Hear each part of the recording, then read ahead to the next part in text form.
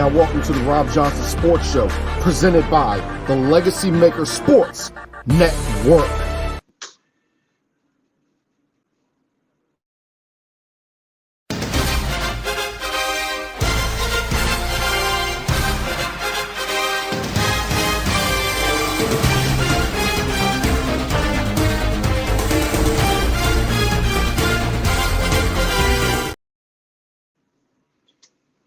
Well, everybody, welcome back to the Rob Johnson Sports Show, episode 18. I am very glad to have you all here with me tonight.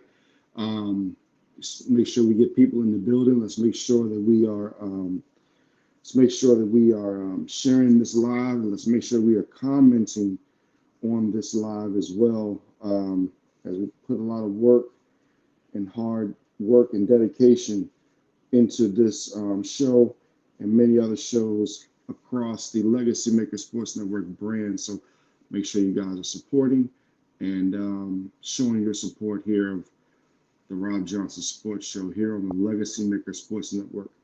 All right, everybody, I'm Rob Johnson of the Legacy Maker Sports Network. Welcome to my show. Welcome to the Rob Johnson Sports Show. As you saw, baseball, we're going to get you guys going with some baseball. Let's talk some baseball. Let's first talk about the game in Atlanta tonight. The LA Angels defeated the Atlanta Braves. They have now won 8 out of the last 11 games that Anaheim Angels, LA Angels have won. They are now sitting, I believe it's 3.5 games back of the wild card. If we can check those real quick. Yes, the LA Angels have moved in front of the New York Yankees. They are now 3 games behind the Toronto Blue Jays, where the Red Sox are 2 games out, and the Angels are 3 games out. The Yankees are now 3.5 games out of the wild card. So the Angels are hot right now. They're playing very good baseball. The San Diego Padres playing the Colorado Rockies. They're in the top of the 3rd.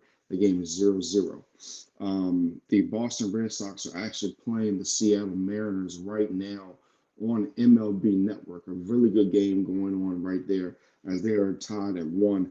And the Mariners, believe it or not, I believe now like 4 games out of the wild card. So it's very crucial and very important for the Mariners to come out and win this game and beat the Boston Red Sox to try to move up in the standings. Then you have the Arizona Diamondbacks against the San Francisco Giants. They are tied at 2. As you know, the Diamondbacks have kind of been in a slump lately. They're trying to get back into the race in the NL West. The Philadelphia Phillies continue to be hot, play good baseball. They beat the Miami Marlins, who have continued their slide 4-2. The Yankees go down to the Rays in New York 5-1. The Brewers go down to the Washington Nationals, who, like I said before, are playing good baseball these days. They go down to the Nationals in Washington. You have the Baltimore Orioles continue to play great baseball. They were my #1 ranked team last week in my rankings. It's a good chance they'll be #1 this week. The Cincinnati Reds, great job defeating the Chicago Cubs as they continue to rise in the NL Central. And the Astros, who are going to be playing the Houston Astros. I'm sorry, the Texas Rangers very, very soon. The Rangers were idle tonight, and the Houston Astros beat the Cleveland Guardians 7-3 to win. Another game, I believe, is they've won 7 out of the last 11 games, and they are tied for the lead in the AL West. So that's a good race that we're going to be watching the entire season. If we go to the standings, these may not be updated, so please forgive me, but these may not be updated all the way. But right now, the Orioles lead the division over the Tampa Bay Rays. You have the Twins over the Guardians by half a game, and you have the Rangers, who are now tied with the Astros in the NL Central. And I'm sorry, they're half a game out. The Astros are half game out. You look into the NL East, the Braves are up on the Philadelphia Phillies. It's like 10.5 games down. Like I said, these standings are not all the way updated, so forgive me. They're not all the way updated, so I'm gonna have to try to maneuver these standings. And the Reds are now a game and a half up on the Milwaukee Brewers, and the LA Dodgers are 2 games up or half game up one and a half games up on the San Francisco Giants. So right now in baseball, folks, a lot's going on. There's different things going on with MLB. There's a shift right now because if you look what's going on, especially in the AL West, you look at what happened yesterday or this past weekend with the this team right here being the Texas Rangers. All right, so the Rangers did something very, very smart in my opinion. What the Texas Rangers did was they said, look, we need to bolster our pitching. So what the Rangers went ahead and did was they brought in a Matt Scherzer, who was pretty much, just he was just in New York, just wilting away. He didn't really have much of an impact. He had an impact, but the Mets have just been a complete colossal mistake all season long. They haven't been playing good baseball. Um, he goes to the Rangers. The question is now, will the Houston Astros bring back Justin Verlander as we see Matt Scherzer right there? When this is the day that they actually were trying to ask him questions about his future in New York and what was going to happen.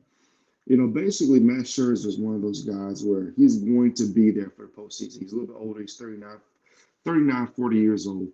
Um, he is a postseason pitcher. So that is the recipe that the Texas Rangers need. They need that guy that's going to come in. They need that guy that is going to help them in the postseason. He's still a very valuable pitch. He's still a very important piece. He's a valuable commodity. And I think that the Rangers did the right thing. So again, it's up to the Astros now to see if they can still bring in a Justin Verlander to kind of counter that move. It is going to be a tight race all the way down. And I can pretty much tell you guys that if the Astros get a Verlander, they have to be the favorite. They were the favorite coming into the season. Now that the Astros are finally getting healthy, they're starting to pick things up again. They're starting to get back into the thick of things. So if you're the teams that didn't take advantage of the Houston Astros injuries and other faults early in the season, starting slow, etc., it's going to catch up with you now. And the Texas Rangers should have tried to pull away more, but they've been on the slide. They haven't been playing great baseball. So this race is going to be good. But I think ultimately the Houston Astros take this division.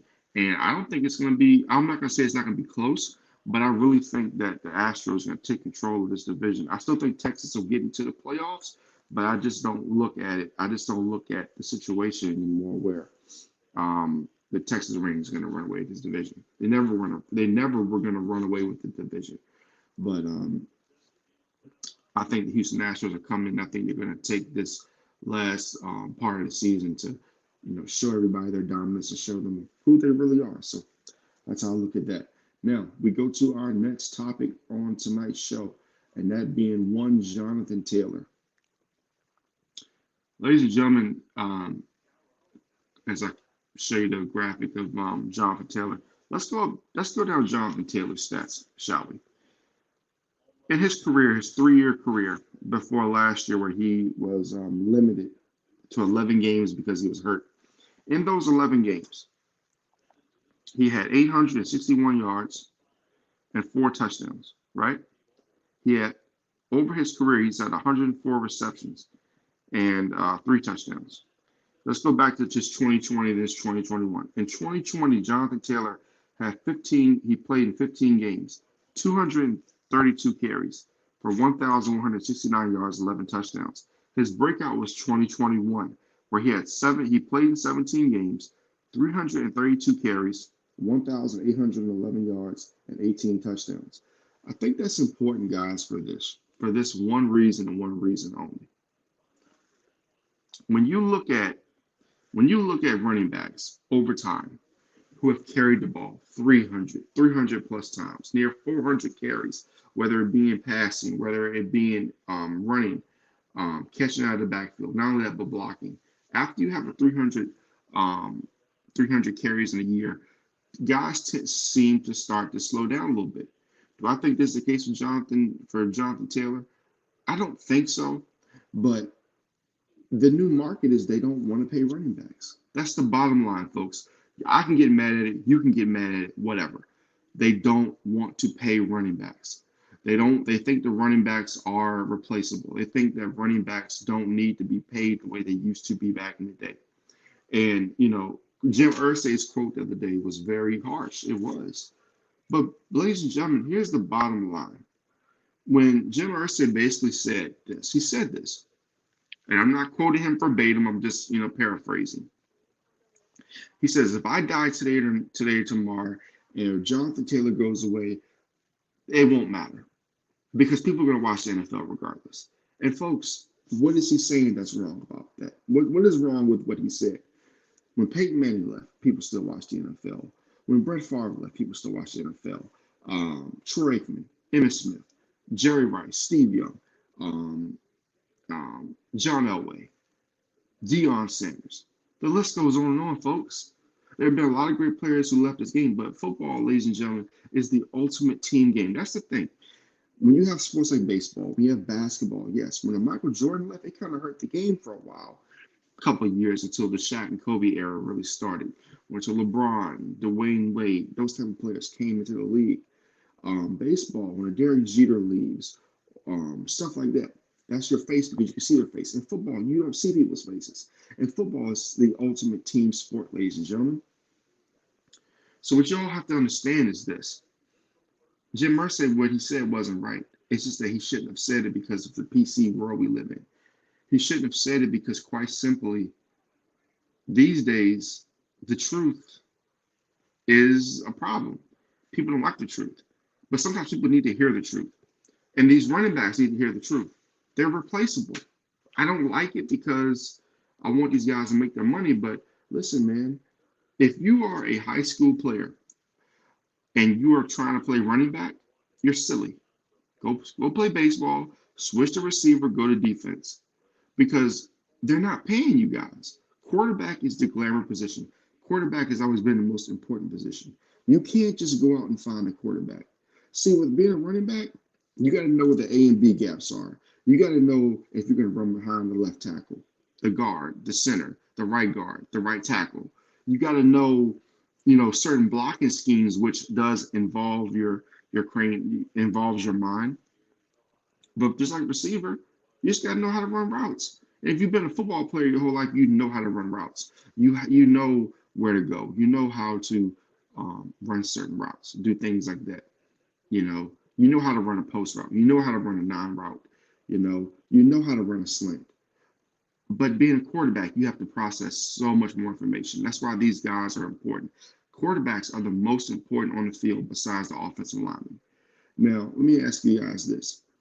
And I'm asking you guys out there, in your opinion, what do you think is the most valuable running back of all time? And you can give me two, but I can give you two right off the bat, and that's Jim Brown and Barry Sanders. I don't look at any running back in the NFL right now or over the last 10 years. I'll take it a step further. I haven't seen a running back since Barry Sanders that is Barry Sanders. I understand LaShawn McCoy thinks that he's Barry Sanders 2.0. Well, ladies and gentlemen, he's not. Okay? Let's be honest. He's not. Barry Sanders played with a horrible offensive line. There was a reason that he got MVP votes. There was a reason why, he's looked at as one of the great running backs of all time because he literally was the show. He was the show for the Detroit Lions. But he never won a Super Bowl, never got to Super Bowl. And then you look at these other guys, they're not getting to Super Bowls because these running backs aren't getting these teams to Super Bowls. It's because you're quarterback. It's because of how good your offensive line is. It's about how good your defensive line is. Defensive line, offensive line, and quarterback are the most important because they are the keys to your team ultimately succeeding. Again, people may not like it, folks, but if you don't have a strong offensive line, the running back can't run for that 200 yards. The quarterback can't pass for those big stats. If you don't have a quarterback, you're going to fail. That's just bottom line. And if you don't have a strong defensive line, I don't care how good your back end of your defense is, they are going to suffer. So that's just how that goes. So let's talk about this a little more. If you're the Indianapolis Colts, what do you do with Jonathan Taylor? Do you trade him? Do you sit him out right now? The time he'd be on the PUP list because of a back injury. What do you do with him? In my opinion, I trade him. I trade him and I try to get as much value for him as I can. Where do you trade him to? That's a great question. I don't really know. I don't really have an answer right now. I think the Jets would be a great option rather than Dalvin Cook. I'm a Dalvin Cook fan, but I don't think Dalvin Cook is as great as what his stats show. I think Jonathan Taylor is definitely a difference maker. Um, so that's just how I look at things, folks. So we'll see how everything goes. Now, let's go to our next topic for tonight as we talk about expectations for Thursday night football between as we talk about expectations between the Cleveland Browns, sorry about that, and the New York Jets. So, folks, this is my diagnosis of this game, right? I know a lot of people don't really care too much about preseason, but for me, I care about this game in the sense of this. I think it's a huge night for Zach Wilson, and I think it's especially a big night for guys like Josh Dobbs and Dorian Thompson um, of the Cleveland Browns, because those guys are the backup quarterbacks. Those guys, especially guys in Cleveland, could possibly find themselves getting more work down the line, possibly even coming in for Deshaun Watson if he gets hurt, etc. Because they won't see the field. They won't see the field if Deshaun Watson's healthy. Because Deshaun Watson is the clear-cut starter. He's paid like the real starter. He's the best quarterback on that team. But you have Joshua Dobbs, Kellen Mond, and Dorian Thompson Robinson. If those guys can all get into the game, if those guys can show what they have, maybe they can get some playing time somewhere else. I'm a huge fan of seeing what guys can do, especially when they get their chance. Another big thing is the Cleveland Browns. The Cleveland Browns don't have that one-two punch anymore of Kareem Hunt and Nick Chubb. So you look at Demetric Felton, you look at Jerome Ford, you look at Hassan Hall, you look at John Kelly and Nate McCray. Which one of those running backs are going to be able to step up for the Cleveland Browns come Thursday night? Which one of those running backs are going to be able to come into the game and show what they can do from that running back position? Also for the Cleveland Browns, you've got to see if you're the Cleveland Browns, what do you have at the wide receiver position? You have to be able to see what you have, because right now, pretty much all you really have is Amari Cooper, and you can probably you have some guys who are on the IR, etc. From your tight end position, you of course you have David Njoku, and you have to see what you have. You have to see what your backups have. The Jets for me, for the main thing is Zach Wilson. Everything else will take care of itself. Now the Jets do have some running backs who need to prove themselves as well. But again, the biggest thing for me is Zach Wilson.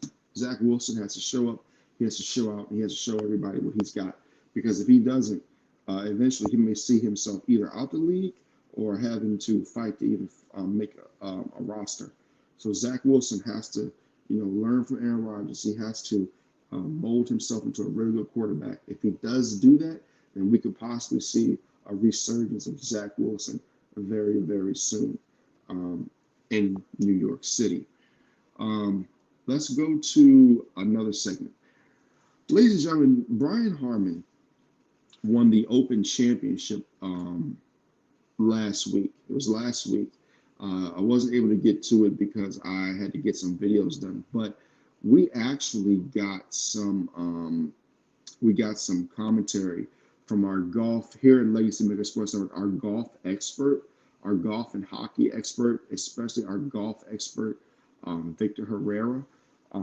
He sent in the voice, and I produced the video. So here's the video I produced, but here's the voice of one Victor Herrera as he talks about Brian Harmon and what he did last week in winning a championship and how he basically became an American hero. With the ending of the last major of the year, what else would be better for this spectacular golf season than it being a surprise, unlikely American hero? After waiting over 2,200 days since his last win since 2017, Brian Harman is the very unlikeliest of names to be called for this, especially after round 3. Harman seemed to have struggled during that round and found his way back.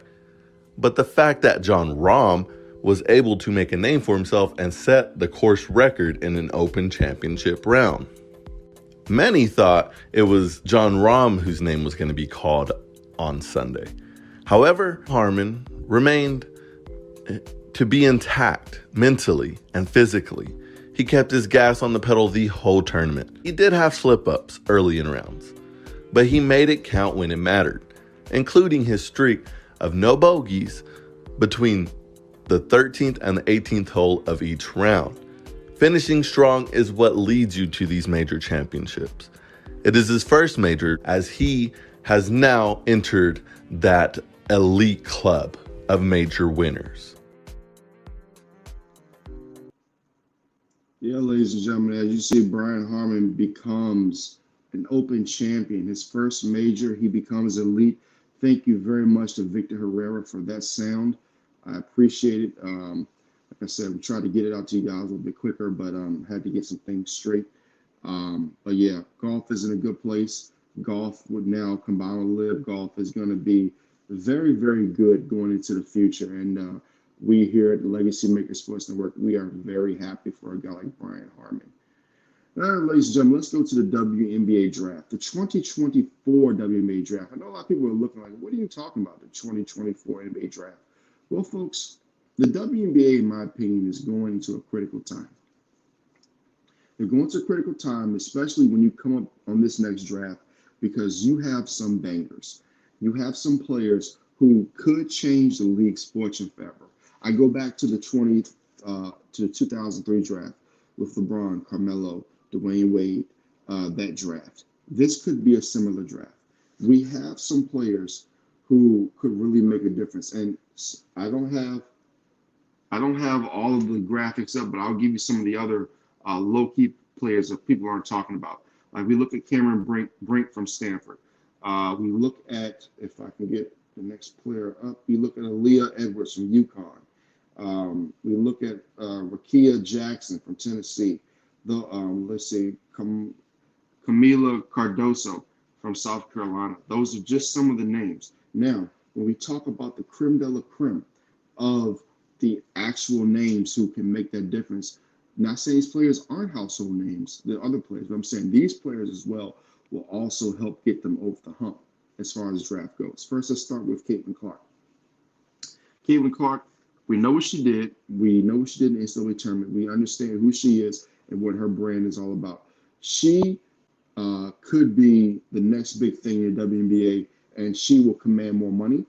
She will combine ratings, and she will bring a lot of eyes to the game. Next up, we have Beckers from UConn. Now, the thing is that this young lady has been injured the last few years. But one thing I will say about Paige Beckers is that she is must-see TV. Paige Beckers is the type of player where you're going to want to watch her play on a weekly basis. She will demand ratings. She will demand that you watch her because she is just that explosive when it comes to college basketball game. Now let's go to Angel Reese. Angel Reese, we've been knowing about her all off season. She will help LSU to win the national championship. She famously was talking about that, she makes more money with NIL than she would make in the WNBA. That has to change. When these players come into the league, when they bring that type of notoriety, the WNBA has to embrace it. The WNBA has to make sure that they're giving these ladies the more platform they deserve, as far as, not that they deserve, but let me say they earned it. They earned this platform, and they have to market them like that because this could be the most important WNBA draft. It could make or break the league literally, just like with Larry Bird and Magic Johnson in the 79-80 draft. This could make or break the league. So it's very critical that they do something with it. Now, I have an underrated name. And her name is Georgia Amorth. She is out of Virginia Tech. I think that she could bring some excitement to the WNBA. She was very good for Virginia Tech, leading them all the way last year, deep into the NCAA tournament. Virginia Tech women's basketball going to places they hadn't seen before. So, here she is holding the ACC trophy. I'm really a huge fan of her. Really, I think that she has the ability, even though she's 5'6", she has the ability to do some great things in the league. So I'm really looking forward to what she can do on the next level. Now, ladies and gentlemen, as we do that, we're going to go back. We're going to check in with Monday Night Raw. We're going to check in with Monday Night Raw, and we're going to see what happened. I'm not going to go too deeply into Raw tonight, but we're going to just hit on some of the most important parts. First of all, let me say this: that Ronda Rousey and Shayna Baszler, that little tidbit they had, that was excellent. An excellent way to get that match promoted. Shayna Baszler said she was the third person to hold Ronda Rousey's child, and that she hopes that basically her child forgives her, or she's not going to forgive her what she does to her mother. That's promotion, folks. That's what you call great promoting of a match. Huge fan of what they did with that. You look at the main event. So I'll skip to the main event because we don't have much time left here. I'm getting off here a little early tonight. When you look at Damian Priest, he was getting ready to cash in on Seth freaking Rollins.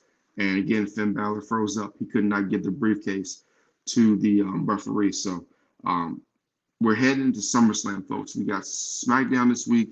We have the WWE show on Wednesday at 6:30. So I'm going to give you guys the SummerSlam preview on Wednesday at 6:30 p.m. here on the Legacy Maker Sports Network and on the Robb Johnson pages as well. But yeah, I'm excited for that SmackDown preview. I'm excited for for SmackDown Friday. I'm excited for SummerSlam. I'm excited that we're doing the first ever Robb Johnson Sports Show, which will be episode 20. For the SummerSlam show, we have our show tomorrow night. So I'm truly excited for that.